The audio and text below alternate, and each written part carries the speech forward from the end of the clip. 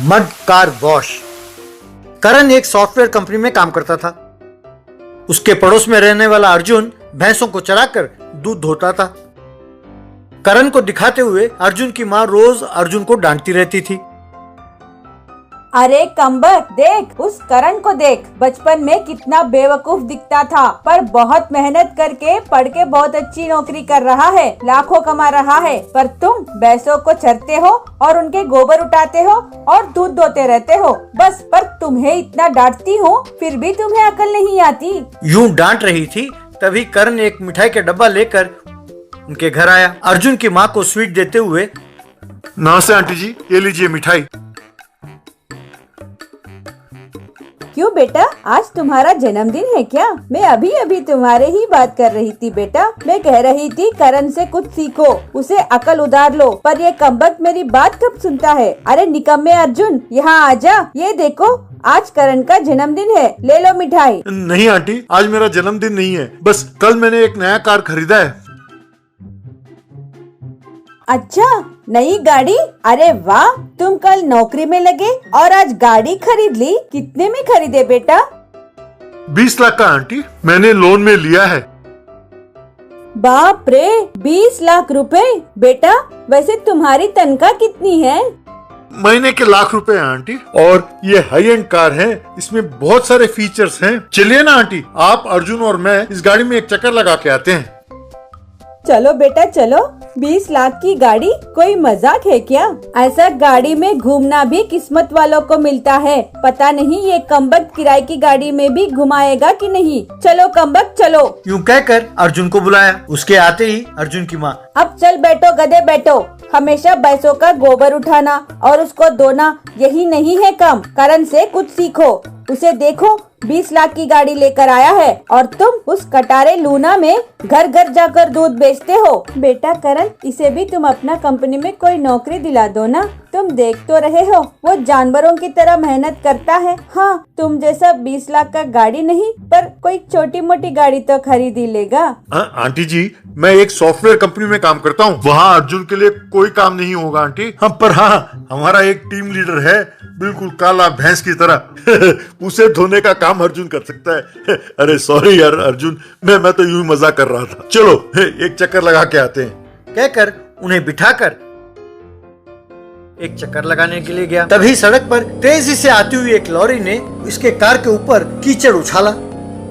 उसे देखकर Karan, oh shit shit shit shit, अरे इडियट लॉरी ड्राइवर, मेरे कार के ऊपर कीचड़ उछालता है। अब मैं इस कीचड़ के साथ कैसे जाऊं? आसपास कोई वाटर सर्विस का भी दुकान नहीं है। यूं सोच रहा था कि अर्जुन फटाफट गाड़ी से उतरा, पास वाले दुकान से एक बाल्टी में पानी ले आकर पूरे कार को धो डाला। ये देखकर करण, अरे थैंक्स अर्जुन, ये लो, ये 500 रुपए। तुम कोई काम कर रहे थे, तुम्हारा काम रोककर मैं तुम्हें यहाँ ले आया। अब तुम्हें भी तो कुछ पैसे मिलने चाहिए ना। कोई बात नहीं, रख लो। हाँ, वाटर वॉश खास नहीं किया पर कुछ तो किया। वैसे तुम्हें भैंसों को धोने की आदत है, कार धोना तो तुम जानते नहीं ना। और तुम तो जानते ही हो मैं किसी से मुफ्त काम कराता नहीं हूँ। यार मुझे पैसे नहीं चाहिए, तुम दोस्त हो इसलिए तुम्हारी मदद की। यूं कह रहा था, फिर भी ना मानकर उसके जेब में 500 रुपए का नोट रख दिया। फिर लौटकर अर्जुन और उसकी माँ को उनके घर के पास उतारा तो उसने देखा कि उनके घर के बाहर एक बड़ी गाड़ी खड़ी थी। उसे देखकर करण, सॉरी यार, कोई मेरे लिए आया होगा। हम दोनों का घर पास पास है ना, इसलिए वो कंफ्यूज हो गए होंगे और तुम्हारे घर के बाहर पार्क कर दिया गाड़ी को। मैं अभी उनको कह के गाड़ी को हटाता हूँ। कहकर उस कार वाले के पास जाकर वो इंट्रोड्यूस कर रहा था। Hi, I am Karan, that's my house man. लगता है आप लोग मेरे लिए आए हैं। आइए आइए, मेरे घर जाके बात करते हैं। कि उस कार को डिलीवर करने आए manager, sorry sir, we came to deliver this car to mister Arjun. Arjun ji अपने माँ को सरप्राइज देने के लिए इस करोड़ रुपए का कार को बुक किया था उन्होंने। ये सुनते ही करण और अर्जुन की माँ दोनों दंग रह गए। वाह, 1 करोड़ का कार, बाप रे। यस सर, आप अर्जुन जी को समझते क्या हैं? वो दूध बेचकर 1-1 रुपया जमा करके अपने माँ को सरप्राइज देने के लिए 1 करोड़ रुपए का कार बुक किया था। ये सुनकर करण अपनी मूर्खता पर शर्मिंदा होकर, सॉरी यार अर्जुन, मैं इतनी देर बड़े मूर्खता से पेश आ रहा था। यूं कह रहा था, इट्स ओके यार, कोई बात नहीं। माँ ये लो, तुम्हारा बेटा तुम्हारे लिए ये कार लेके आया है। कल से तुम इसमें मजे से घुमा करो। पर मैं अपने लूना में ही दूध बेचूंगा। यूं कार में जाकर दूध बेचूंगा तो अच्छा नहीं होगा ना। यूं हंसते हुए कहा, मेरा सोना बेटा, मैं आज तक तुम्हें कोसती रही बेटा, मुझे माफ कर दो मेरे लाल। माँ को बेटों को आशीर्वाद देना चाहिए, माफी नहीं मांगनी चाहिए माँ। अरे करण, आओ मिठाई खा कर जाओ, कहकर उन्हें अंदर ले गया। Magical cable car. प्याज ले लो, टमाटर ले लो, आलू ले लो, ताजा ताजा सब्जी ले लो। आइए भाई आइए, आइए बहन जी आइए। यूं आवाज देता हुआ मोतीलाल नाम का व्यक्ति गली गली घूमकर सब्जी बेचा करता था। चाहे करारी धूप हो या जोर का बारिश, वो हर रोज यूं सब्जी बेचता हुआ गुजारा करता था। पर उसके घर की हालत कुछ और ही थी। वो एकदम थका हारा घर आकर, लता बहुत थकान हो रही है, थोड़ी सी अदरक वाली चाय बना के दोगी? उसकी बीवी टीवी देखते हुए बिना पीछे मुड़े, ओफो कितने बार कहा है, ओफो कितने बार कहा है कि मेरा पति मेरा भगवान सीरियल देखते समय मुझे डिस्टर्ब ना करो, कॉफी बनाकर पी लो। बेचारा यूं वो खुद ही चाय बनाकर पीकर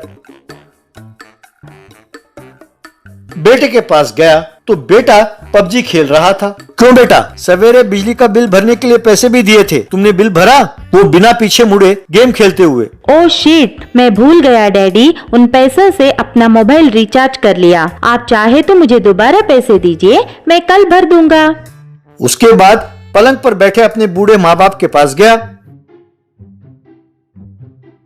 बेटा, मेरे रीढ़ की हड्डी में फिर से दर्द हो रहा है, सोचता हूँ कि एक सीटी स्कैन करा लूं। कल चले, डॉक्टर साहब का अपॉइंटमेंट ले लो बेटा।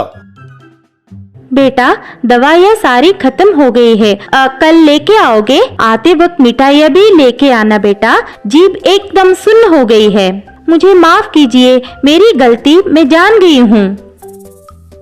एक बार किसी बीमारी के कारण देश भर में लॉकडाउन लागू हुआ तो गलियां एकदम सुनसान हो गईं।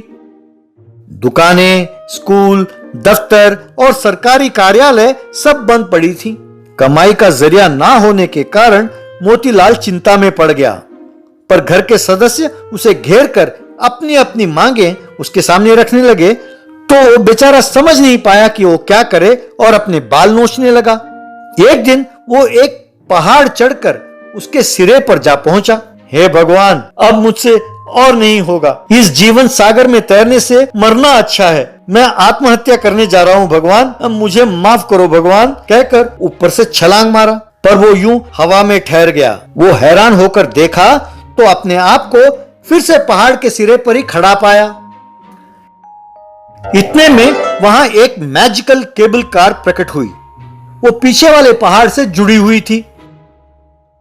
बेटा, आत्महत्या हत्या से भी बड़ा जुर्म है, मैं तुम्हारी हालत जानती हूं। आओ कार में बैठो, तुम्हारी समस्या मैं दूर कर दूंगी। मोतीलाल के उसके अंदर बैठते ही वो कार चलने लगी। वो यूं चलते चलते पहाड़ की दूसरी ओर जा पहुंची।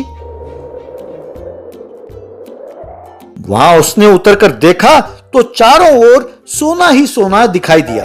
बेटा, ये लो, तुम्हें जितना चाहिए सोना ले लो और तुम खुशी खुशी जीवन व्यतीत करो। घर वालों का प्यार से देखभाल करना गलत नहीं है, पर ज्यादा लाड़ देकर सिर पर बिठाना भी ठीक नहीं है बेटा। उन्हें उनका हद बताओगे तो तुम्हारी जिंदगी आराम से गुजरेगी। यूं वो सोना लेकर फिर से केबल कार में बैठा। वो उसे वापस उसी जगह पर पहुंचाकर गायब हो गई। घर पहुंचकर सारा सोना उनके सामने रखकर जो हुआ सब बताया। अरे अरे बेटा, ये तुम क्या करने वाले थे? आत्महत्या करने वाले थे?